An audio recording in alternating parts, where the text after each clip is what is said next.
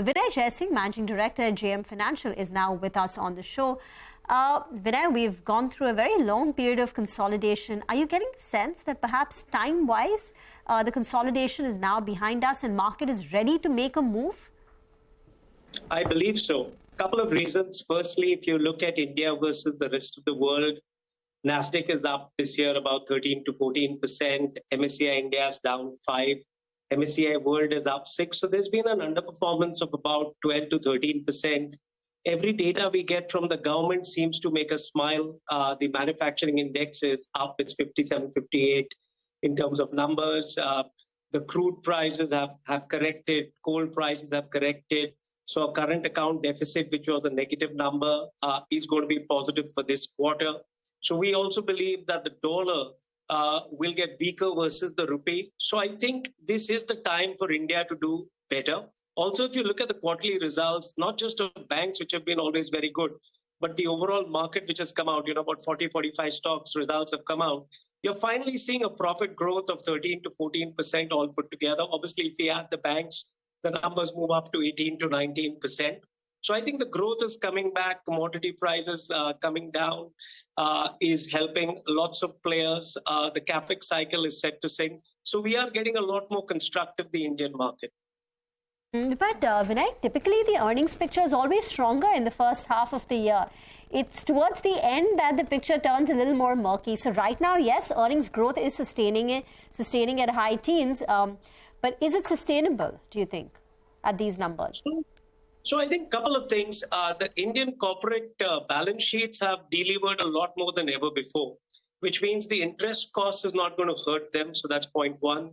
Point two, the productivity for most of the companies because of them learning from COVID has improved. Point three, the demand numbers, if you look at banking results, they're sticking to a 15% plus loan book growth for an average company. Companies like HDFC Bank are 19 to 20%, ditto ICICI.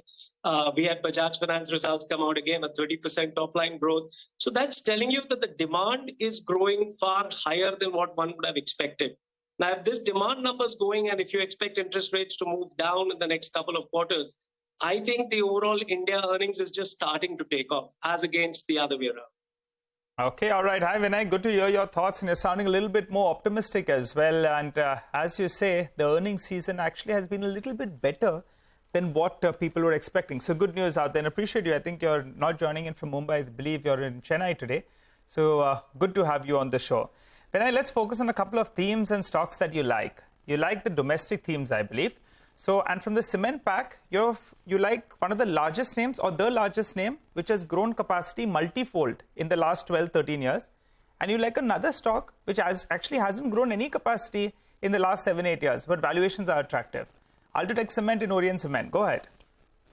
So, you said it perfectly. So one, to build a new Ultratech Cement is going to take eons. You probably won't have it at least in our lifetime. And a company like that will certainly gain when the Indian government is increasing capex. We heard in the budget, the overall PSU plus government spend is going up from 4.1 to 4.9%. So demand is robust. Now, to beat that, what is happening is coal prices, which averaged about $250 a ton last year, are at about $140 a ton.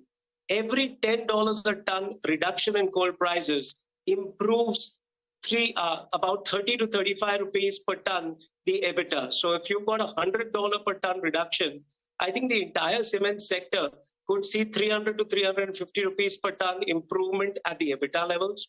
One of the most efficient companies and big companies is Ultratech. Again, one of the most efficient and small companies is Orient Cement. Orient Cement is at 5 times EV/EBITDA. It's finally increasing its capacity from 5 million tons to 8.5 in the short term. But if you go a little ahead, they would be going to 18 million tons in the next 4-5 years. They're not very levered. Valuations, as I said, at 5 times EV/EBITDA is compelling. And they're pretty efficient on the cost curve. So both these companies we really like. All right. And, that's the domestic theme, but you had like some export stories as well. And some that are replacing imports. Everyone said chemicals was the place to be in. And some said, okay, that's the end of chemicals. A lot of those stocks have corrected. Name a few of them that you liked. I believe Gujarat Fluoro and a couple of other chemical names is what you like. Sure. So, on the first theme of chemicals, where we, though we are a little conservative or bearish, the dollar, we think we're going to be at 80 levels.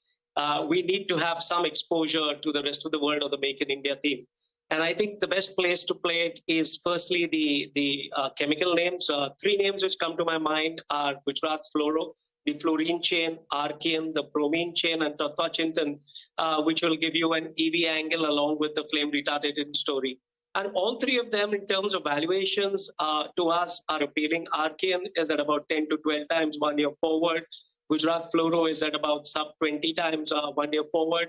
Tatva, post its correction, it's almost halved, is also at about 24, 25 times. So all of them, will get you a dollar exposure. But more importantly, these are niche markets for them in the rest of the world, and the demand, give or take change, may not be painful. Tatva has an interesting China angle as well. Wherein CV demand increases Tatva's output. So that should also gain for the same reason. You also commented on one more thing, not just the domestic demand growth, but also, when you're looking at not directly Make in India stories which go abroad, but, those which are replacing abroad. So we are very positive, the defense chain as well, be it Hindustan Aeronautics or be it Bharat Dynamics. Okay. Vinay, we'll have to leave the conversation there. We've got an earnings reaction as well to look at. Thank you very much for joining in.